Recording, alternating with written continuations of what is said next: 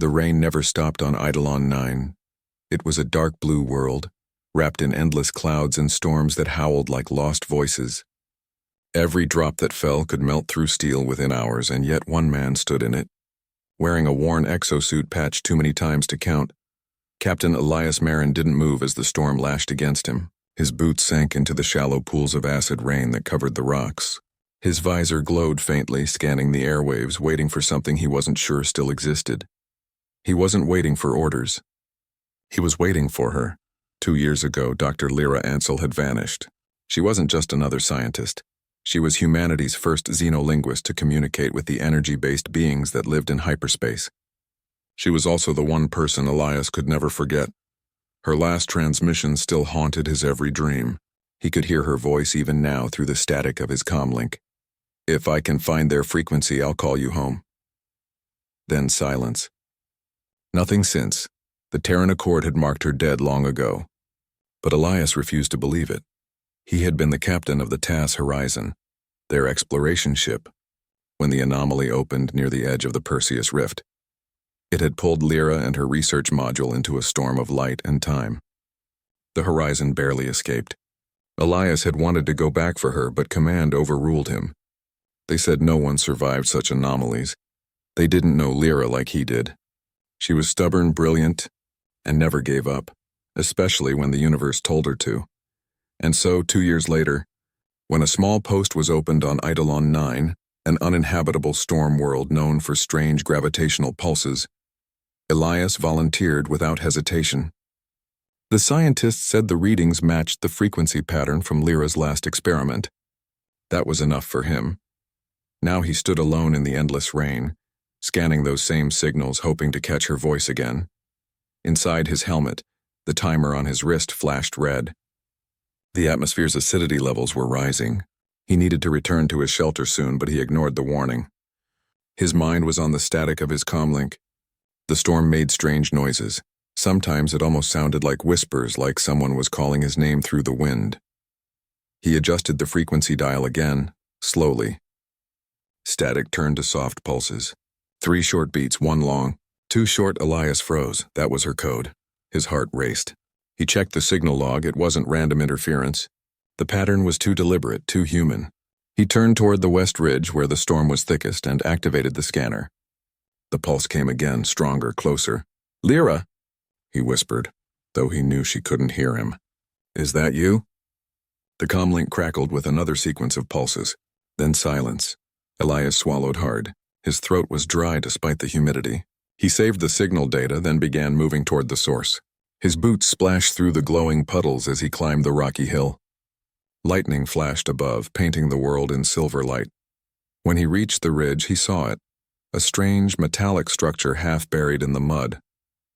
It looked like a fallen satellite, but older, covered in alien markings that shimmered faintly under the rain. It wasn't Terran technology. It was something else. Elias approached slowly, scanning it with his wrist device. The readings made no sense. The material didn't exist on any known chart. But deep within the static, his comlink came alive again. A faint voice echoed through the storm. Idly, as he stopped breathing, that was her voice. The sound was faint, broken, like it came from a great distance.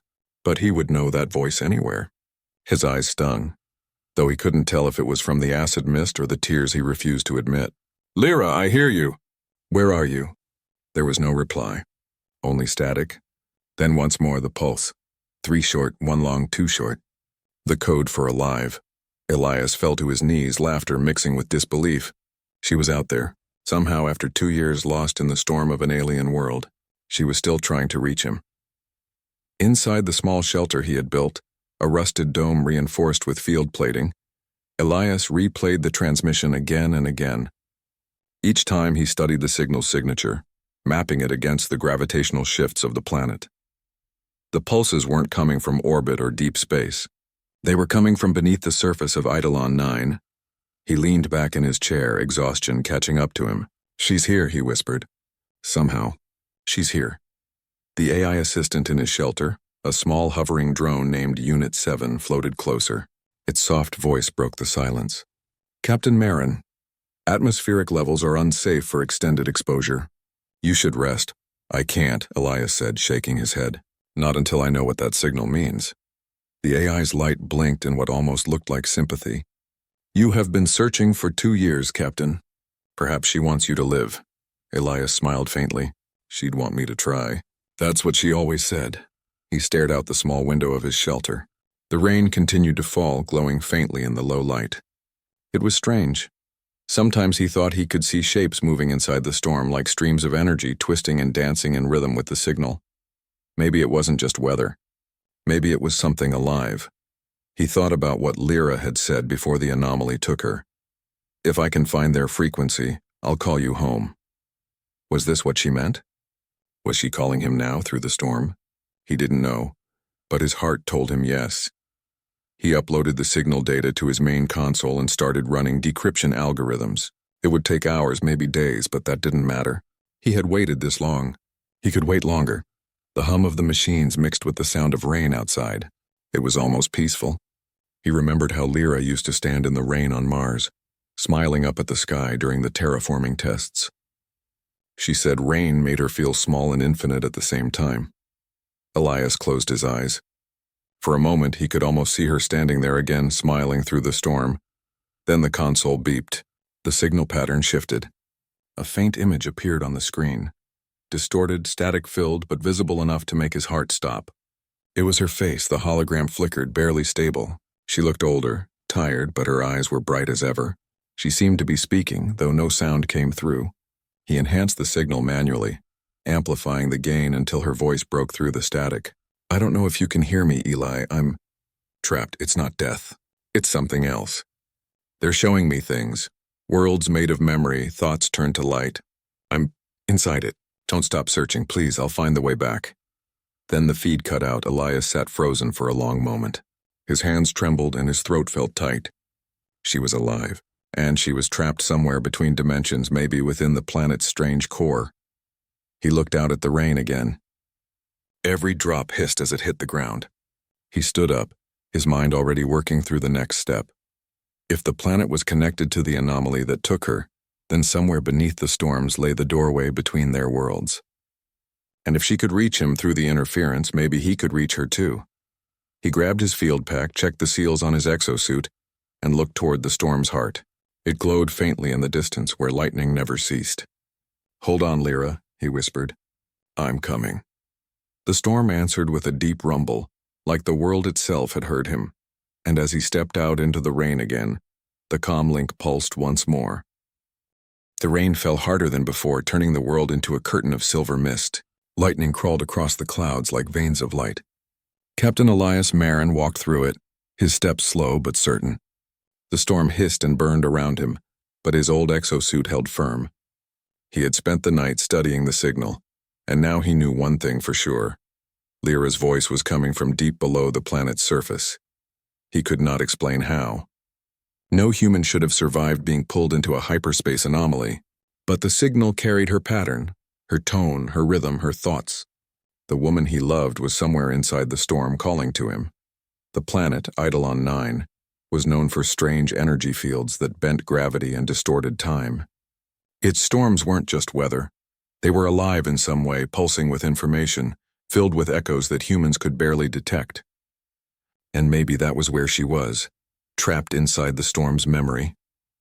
Inside his shelter, Elias powered up the drill rover, a bulky machine built to survive underground pressure. Its heavy wheels and reinforced frame would let him travel into the planet's lower layers, where the signals were strongest.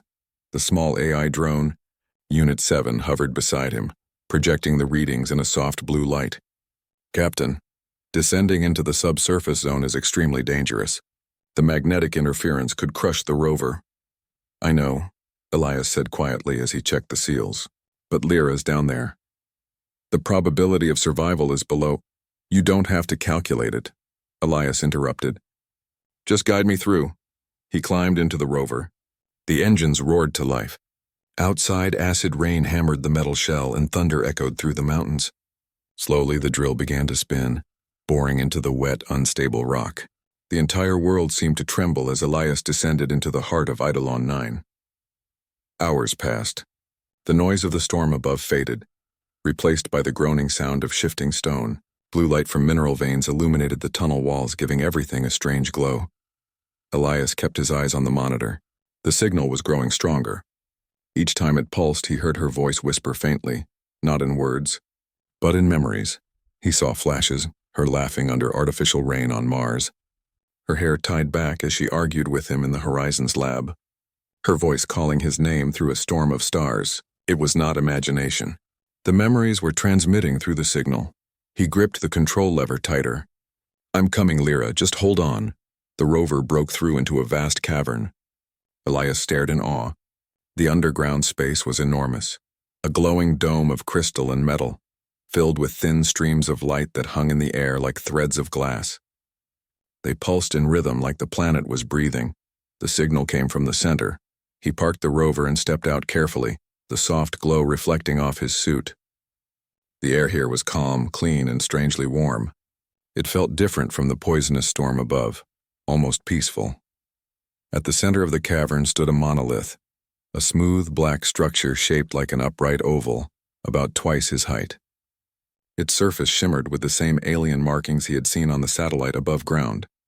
The markings moved, shifting like they were alive. As he approached, his comlink began to vibrate. The pattern flashed again, 3 short, 1 long, 2 short, alive. Elias felt his throat tighten. "Lyra, can you hear me?"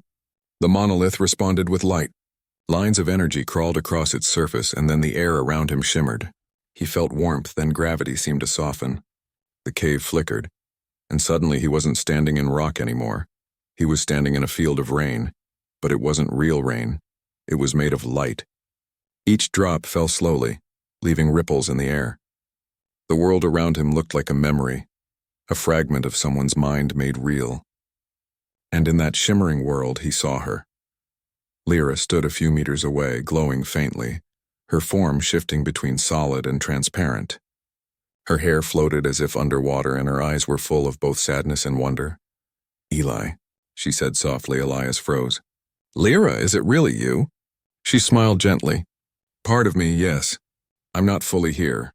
The storm keeps me alive, or something close to alive. I've been trying to reach you." He stepped forward, afraid she might vanish if he got too close. "We thought you were gone. They said no one could survive inside an anomaly." Her laugh was quiet, like a memory echo. "Maybe I didn't survive in the way they meant. When the anomaly took me, it wasn't just energy. It was a network, a world made of thought.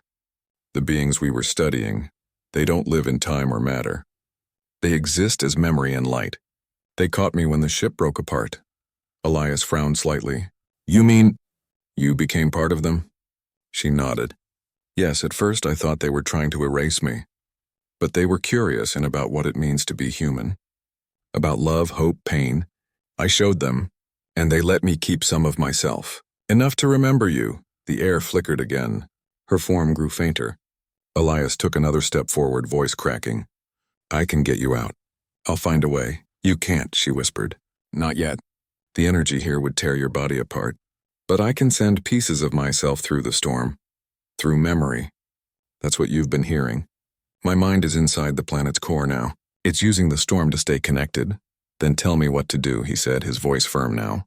"If you can talk to me, then there's a bridge between us. I'll strengthen it." Lyra looked at him with something between pride and sorrow. "That's why I called you. You're the only one who would come this far. The storm isn't natural, it's a gate. The beings trapped me here when I showed them human emotion. They didn't understand it, and they feared it. They sealed the gateway with my consciousness." Elias clenched his fists. "Then we'll open it again." She shook her head. "If you do, it could destroy the planet. The energy will need an anchor, a mind strong enough to hold both worlds together." Elias met her eyes. "Then use mine." Her image flickered violently. "No, Eli.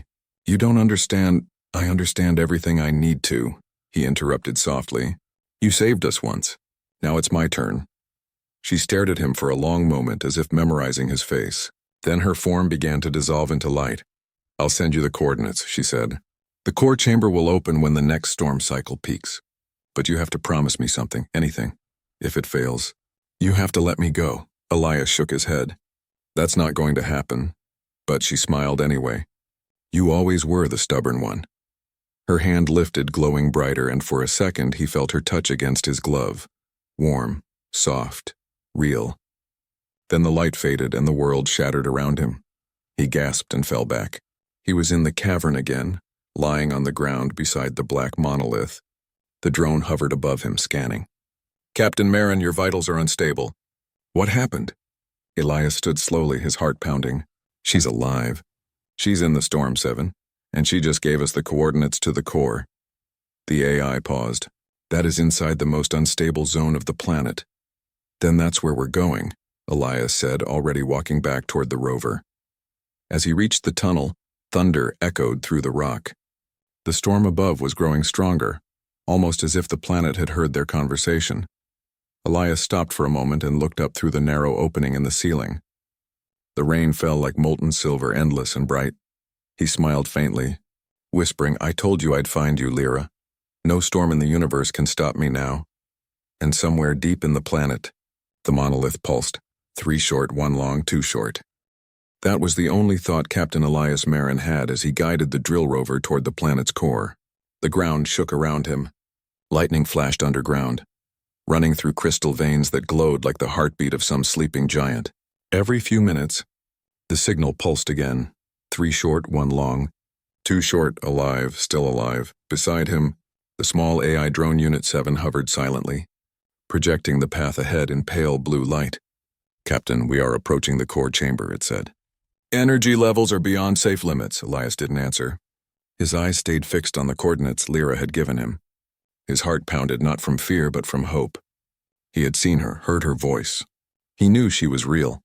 The rover broke through the last layer of stone and light filled the cabin. Elias shielded his eyes as the tunnel opened into a massive hollow space. The core chamber wasn't made of rock. It looked like a cathedral built from light and crystal. Rivers of energy flowed through the air like glowing water. At the center, a column of bright plasma rose upward, twisting like a tornado of color. Inside that storm of energy, he saw faint shapes, memories, faces, dreams, floating and fading, and in the center of it all, he saw her, Lyra. Her form glowed, made of pure light, her hair floating like fire in slow motion. She looked peaceful, suspended in the energy storm, her eyes closed as if dreaming. Elias felt his throat tighten. "Lyra," he whispered. "I found you." He stepped forward carefully. The energy around the core made the air shimmer. His sensors screamed warnings: radiation, magnetic overload, quantum instability, but he ignored them. The AI's voice was calm, almost sad. "Captain, if you go closer, the energy field will disintegrate your body." Elias didn't stop. "She's right there. If I can reach her, I can pull her back." "That is not possible." He smiled faintly behind his visor. "You'd be surprised what humans can do." He took another step. His boots began to glow faintly where they touched the ground. The suit's outer layer was burning away, but he didn't feel pain, only warmth. Then a soft voice echoed through the chamber. "Eli, stop." He froze. Her voice was clear now, not through the comlink, but in his mind. She was awake. "If you come any closer, the storm will pull you in," she said gently. "Your body can't survive this field." Elias looked up at her. "I didn't come all this way to watch you fade." Lyra opened her eyes. They glowed like stars. "You were always stubborn." "I learned that from you," he said with a faint smile. For a moment, everything was silent except the hum of the storm. Elias stared at her, memorizing her face. Even made of light, she was still the same Lyra, still human in every way that mattered. She spoke softly. "The beings who live in this energy, they don't understand us, Eli. They don't know what love means or why we wait for each other. I've been showing them our memories. They're learning, but the storm is breaking down. If it collapses, this planet will die. Everyone above will die too." "Then we'll fix it together," he said quickly. "You can't," she whispered. "To stabilize it, someone must stay here as the anchor. A human mind is the only structure strong enough to balance both realities. That's why I survived. The storm needed me." Elias understood. His chest ached with the weight of it. "You mean you've been holding it together alone for 2 years?" She nodded. "If I let go, everything falls apart." He took a deep breath, then said quietly, "Then let me take your place." Her eyes widened. "No, you can't." "Why not?" he said. I'm already here. My body's breaking apart anyway. Let me do it. You've done enough. Tears shimmered in her eyes, though they looked like droplets of light. Eli, you can't trade one prison for another. He smiled sadly. It's not a prison if it's with you. She looked away, her form flickering. You don't understand what forever means here. You'll lose your body. You'll become part of the storm, memory, energy, nothing solid. You'll never touch, never sleep, never see the stars again. Elias stepped closer, ignoring the warnings screaming in his helmet. The suit's alarms flashed red. I've already lost you once, he said softly. That was worse than anything else in the universe. Her voice trembled. Eli, please, he smiled through the light. You once said love makes us infinite. Maybe this is what you meant. The storm began to react. The light around them pulsed faster, as if the world itself was listening. The crystal walls vibrated, humming in rhythm with his heartbeat. Captain, said Unit 7, its voice faint now as the magnetic field overloaded its systems. If you merge with the core, your mind will cease as a physical being. I know, Elias whispered. Record everything. Tell them what happened. What message should I send? Elias looked at Lyra and smiled. Tell them humanity never gives up on its own. Then he stepped into the light. The pain never came. Instead, there was warmth, pure, endless warmth. His vision filled with color, sound, and memory all at once. He saw stars being born, oceans rising, every face he had ever known, and through it all he felt Lyra's presence beside him. Eli, her voice was soft, filled with wonder. You really did it. He reached for her, and this time when their hands met, it felt real. No barrier, no distance, just connection. Their thoughts merged, memories blending like light through water. Together they felt the storm stabilize, the chaos turning to order. The energy that had once threatened to tear the planet apart began to flow smoothly again. Above them, on the surface, the endless rain began to change. The acidic drops turned clear. For the first time in centuries, Eidolon 9 saw true water, rain that could give life instead of taking it. The clouds parted slowly and sunlight broke through. The world exhaled. Days later, a Terran research ship arrived in orbit. The planet was calm.